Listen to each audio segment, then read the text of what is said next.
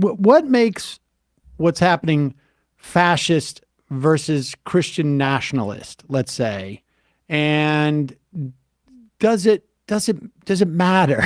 Like, I mean, like I wonder, like, I mean, does it matter in terms of, or does it matter? And if so, how does it matter in terms of the way we respond and in terms of the way we assess? I believe it does. Christian nationalist is the term we're using now. We've used the Christian right. We could use American fundamentalism. These terms mutate and change. And there's a case to be made for them and against them. What happens in a fascist moment is the same as I believe happens in any social movement. And I think, again, many on the left believe social movement. That's our term, right? No, you can have a good social movement or a bad one. The current fascist moment is a social movement. And what's interesting to me, reporting on the right so long, is to see so many factions of the right, long in conflict with each other, converging. Christian nationalism is one of them. A right-wing libertarianism is one of them. Right-wing Catholicism, which is certainly not evangelicalism, is one of them. This kind of proud boy culture, which pulls on Christian nationalism, but is obviously something else. It's sort of like proud misogyny. That's one of them.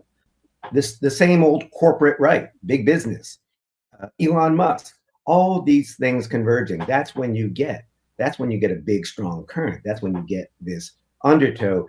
And I think it's also critical to make that distinction, because the frightening moment we're in now is not one of American exceptionalism. We have the Trump of America. Brazil just got rid of its Trump of Brazil, but he may not be gone for long. Erdogan in Turkey is called the Trump of Turkey. There is a Buddhist monk, a genocidal Buddhist monk in Myanmar who calls himself the Trump of Myanmar. There's Putin. There's Xi. We live in a moment. Orban, a global fascist ascendancy. Netanyahu. I mean, yeah. And it's certainly not all Christian, right? And so what is drawing these forces together? That, I think, we look at this larger umbrella word fascism, and we understand that the fascism of today is not the fascism of 1935. It's descended from it. Well, let's. I mean, just also talk about the circumstances, which is sort of different, right? I mean, the at least in the context of 1935, what we're looking at is a country that had been destroyed. I mean, a national psyche that had been destroyed in World War I. They had been humiliated in the post World War I, sort of new order, as it were, and there was also material deprivation. We don't really have those things, and I mean, or do we? We do. We do. I believe we do. I think it's also worth remembering that we pay most attention to Germany, not as much to Italy, where fascism begins, or, well, fascism takes power. Fascism begins in 19th century France, which is also a different mode. And fascism ripples. There's a great historian, Robert O. Paxton, The Anatomy of Fascism, and he looks at the ways in which fascism did or did not take hold or gained ground. Ireland, for instance, had a significant fascist movement.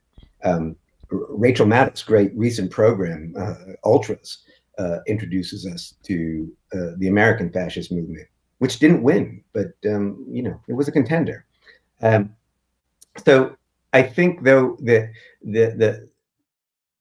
the change has to do with we also, of course, didn't have social media then, right? So what would our fascism look like? We didn't have nearly as many guns then. We have now 393 million guns, at least, in civilian hands in the United States. More guns than there are people. We had nothing like that at that time. We didn't have the same. We've built up a tradition going back to the Vietnam War, as Kathleen Belew writes in her great book, Bringing the War Home. This is what I'm going to do. I go on radio shows and I recommend other people. We've had Catherine on to talk about that, actually. Yeah, terrific book, and about the ways in which those wars give rise to a militia movement in America. But we also have we have both we have the immediate moment. We speak of the crisis of democracy. We speak of the crisis of climate. And in the book, I kind of reject this language. I think crisis is this kind of narrative language. It's movie language. Is why I read a lot about movies in the book. It's going to come to a head, the final battle, as Trump said this weekend in Waco. Rather, it's our condition. We live, for instance, in a state of climate grief. And you could say, well, these guys who are joining fascism, they don't believe in that. Tell me about the man, and I see this all over the country as I drive around, who rigs up his truck so that it doesn't just put out the normal amount of exhaust. It puts these special big pipes. It's rolling coal, extra exhaust. I think about this. Here's a really strange analogy for understanding that. They used Yiddish, the language of Eastern European Jews. There used to be a lot of Yiddish anarchists. So they were atheists. And on Yom Kippur every year, they would have a feast. You're not supposed to eat, so they would have a feast. You're not supposed to eat pork, so they would have a pig roast. This was a way of saying, see, God, see how much I don't believe in you? Same thing with rolling coal. See how much I don't believe in the way that if I live in the West, I'm beset by fire. If I live here in Vermont, we have floods the way that we haven't seen in forever, the way that the land is changing all around me, the way that the economy is changing all around me. Just because you don't want to acknowledge it doesn't mean it's not happening. Just because you can't name it doesn't mean you're not grieving it. I think of all the militia churches I visited as I was going around the country. They all talk about the weather because the weather is strange and they know it. But instead of naming it climate change, they name it part of some of God's plan. But they're still scared. They're still in this moment of crisis. What's going to happen? They know the Great Salt Lake is drying up. The Colorado River is drying up. The people who are out there know that. They may believe it's God. They may believe it's Jewish space lasers. But they know something's changing and they're scared. And for some of them, the prescription, the solution is this kind of ecstatic iron fist. The joy of fascism, which is how they experience it. It's a method of empowering themselves in the face of either sort of like these things that are happening they have no control over, and we could expand upon the weather. We can talk about. I mean, there has been for the first time in a century, really, a decrease in the life expectancy of a lot of these people, in particular, white men of a certain age. This would have gotten as much speed. I mean, I think one of the important things about the book is I talk about Trump, but most of the book takes place after Trump. The acceleration happens after Trump, after Trump's term, and after COVID. And again, people who don't believe in COVID, there's a million plus dead in America, many, many, many more sick and lost, and many in those difficult places. It's grief without mourning, right? If you don't mourn, that grief curdles, and it can curdle into anger or hate. Yeah, I've been shocked, really, frankly, after the 22 election. Even I thought, like, okay, the Republican sort of boogie person of trans people is going to go away because they got defeated electorally on those terms.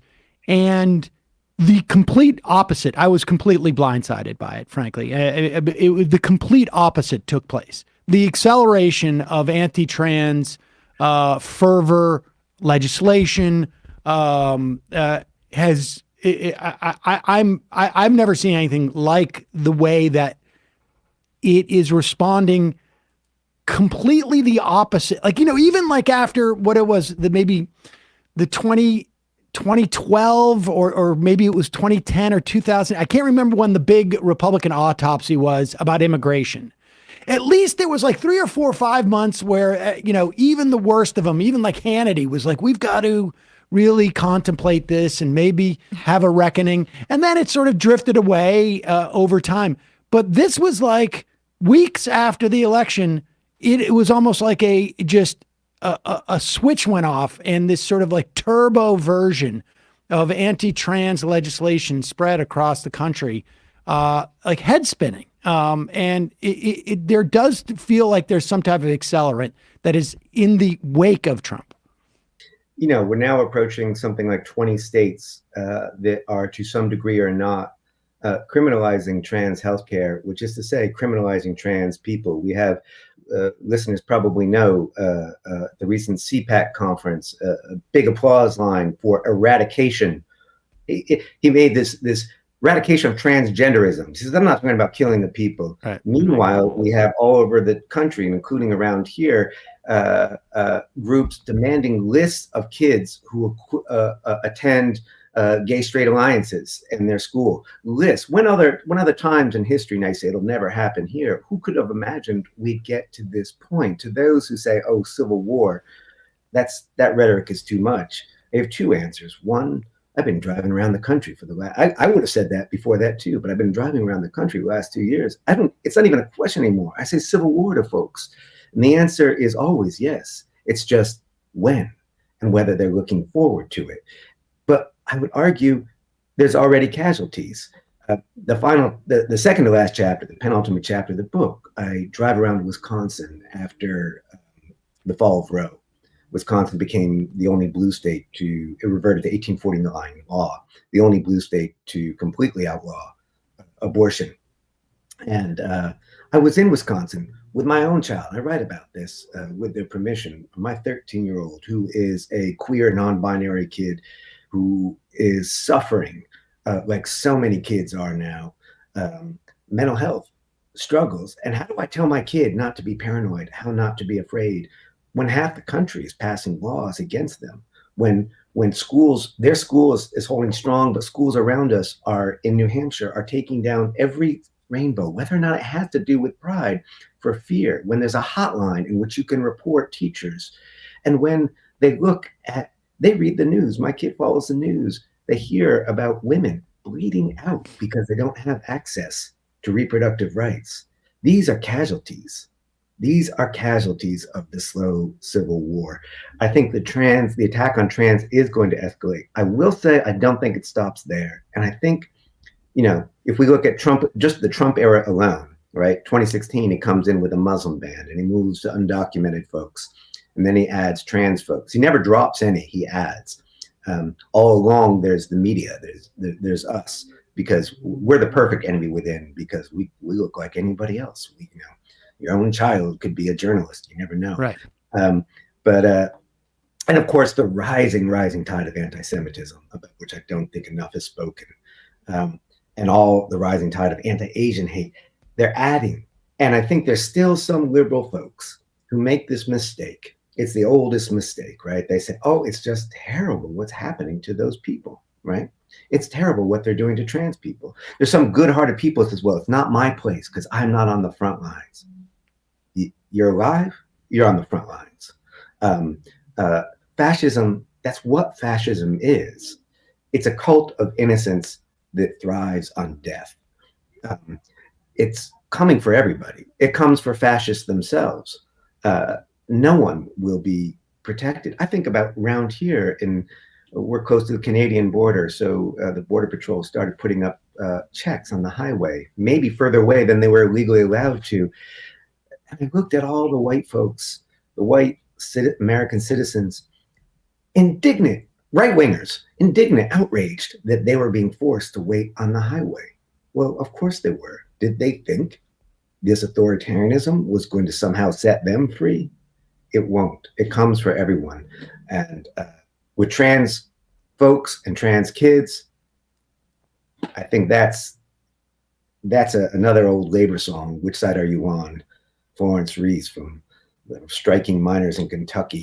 That's a which side are you on moment. And the folks who say it's complicated, do you stand with the men who have AR-15s outside of schools, hospitals, libraries, or do you stand with the defenders? There's an analogy too with just Trump personally, in terms of those around him. He'll eventually eat all of them and bring in new people. I mean, that's basically